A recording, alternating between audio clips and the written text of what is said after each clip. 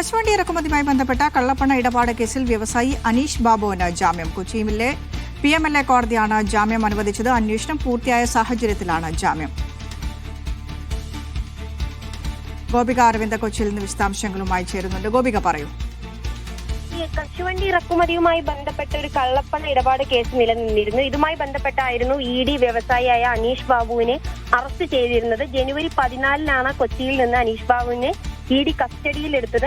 ഈ കേസ് ഒതുക്കി തീർക്കാൻ ED ഉദ്യോഗസ്ഥർ കൈക്കൂലി ചോദിച്ചെന്നാരോപിച്ചുകൊണ്ട് അനീഷിന്റെ മറ്റൊരു കേസും ഈ കോടതിയിൽ നിലനിൽക്കുന്നുണ്ട്. എന്തായാലും ഈ കേസുമായി ബന്ധപ്പെട്ട് കുറ്റപത്രം സമർപ്പിച്ചതിനാലാണ് ഇപ്പോൾ ഈ കേസിൽ അനീഷ് ബാബുവിന് ജാമ്യം ലഭിച്ചിട്ടുള്ളത്.